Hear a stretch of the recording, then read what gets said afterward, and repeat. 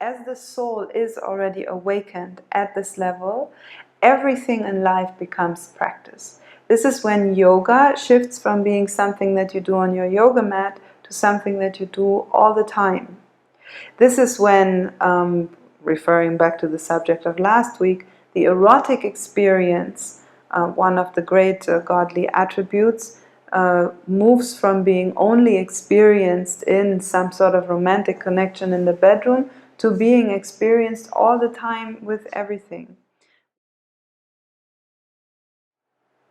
Some of the stories maybe that relate to this level of adept might also be fitting with the level of initiate, and we don't want to so much play this mind game of who is who and what box and where exactly is the line and so forth. They are again just concepts in order to systematize something that is organic and that is analog. So we will sort of share stories that could fit for both of these, or that could even overlap with the two stages around them as well. For example, again, we don't know exactly on what level this person is, but we have, so on this example of adept and initiate, we have people like Edgar Cayce, Rudolf Steiner, Elena Blavatsky, Alexandra David Neal, Annie Besant, Charles Leadbitter, people that had a certain paranormal opening. If you look at Edgar Cayce, since he was a child, he could enter into a certain state of trance and kind of know everything. And you could just ask him all sorts of things, even innovations in medicine. The first operation in the early 20th century where an iron rod was installed to support a broken bone was inspired by Edgar Cayce and one of his states of trance.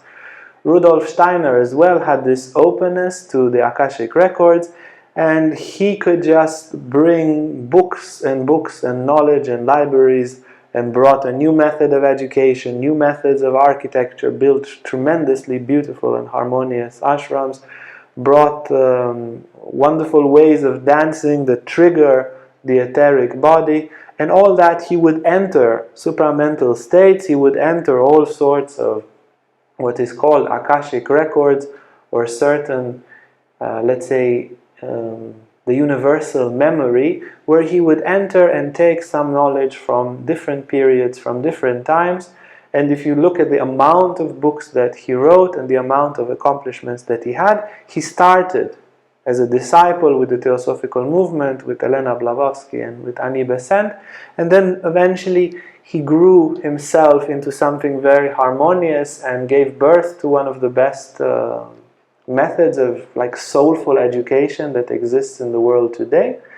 So this is somewhere there between adept and initiate.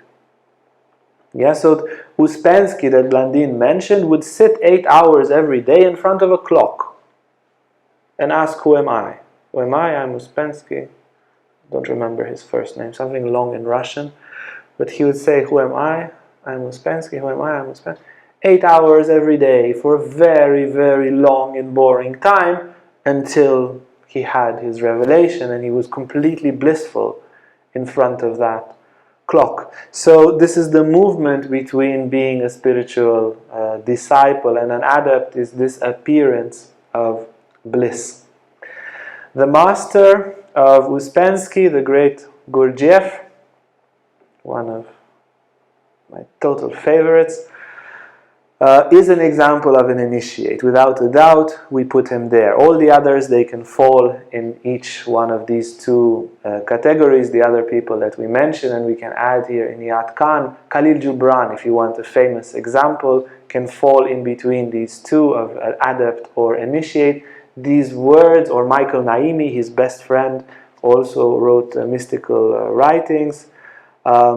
His words were not written from an ordinary state of consciousness. I mean, the Prophet and the other teachings of Khalil Gibran, not everything that he wrote, but a great portion of what he wrote came from an awakened soul. There is no doubt about it.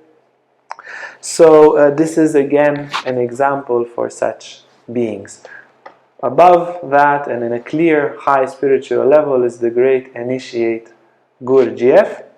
So if we said that the seed that floats in the wind for a spiritual tourist entered the ground as a devotee, sprouts underground for a disciple, and emerges from the earth for an adept, that sprout, which is small and fragile in the case of an adept, becomes a full-grown plant. In the case of an initiate. An initiate is not just having one foot in the spiritual world, he's living in the spiritual world.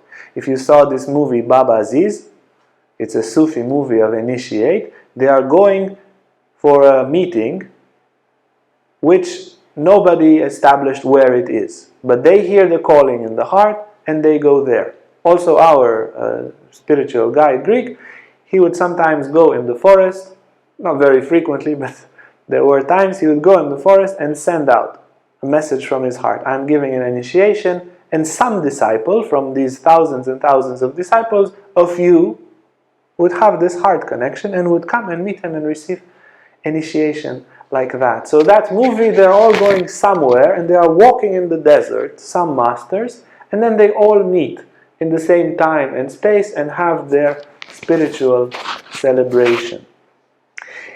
Whereas for the adept, there is one petal of the soul that is open. There is a great humility, there is a great love, a great compassion, a great non-violence, a great silence in the heart, a great focus capacity or something. For the initiate, there are many. It's like a whole, there is one flower, one spiritual flower for the adept and a rose garden for the initiate. Gurdjieff, in one of his writings, he says that already at a very young age, he was practicing like a madman. He had a very, very strong focus. He said that he could kill a yak from a distance with the power of his mind. This is how accomplished he was in these powers. And he could do all sorts of miraculous things. There was situations in which a journalist, a female journalist, came to write a very bad article about him.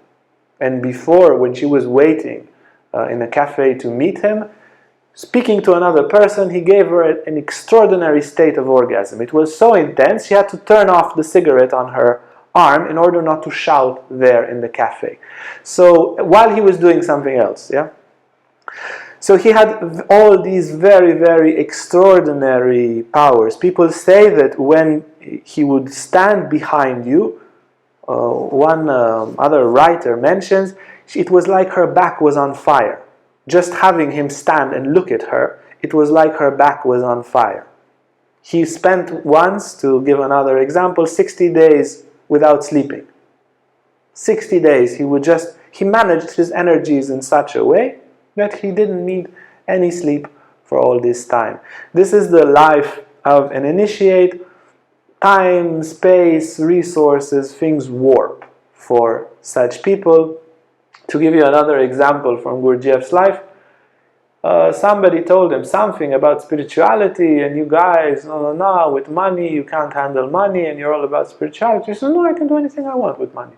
So they made a bet that he would make, I don't know what, 1 million ruble or something extraordinary, like to make $10 million in 6 months. And he said, of course I can do it.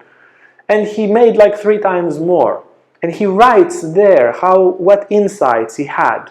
And eventually he took that money and built his school and bought the assets in France. And basically he was feeding his students just so that they can learn. And he gave them food and accommodation and all that. Throughout those 6 months he made a ton of money and then didn't have to worry about money for a very, very long time.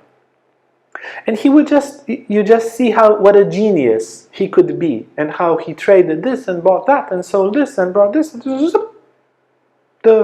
then when that time was over, he wouldn't do these things anymore, not with that intensity. So this is the power of a spiritual initiate. And again, this is still a risk. At this level, you can still fall. If we take the quote of the Shiva Sutra at the end of the 3rd chapter, around Sutra 40 something, 42 or 43 if I'm not mistaken, he says there that even accomplishing such a high state, I add, the disciple tends to transmigrate. You lose your path.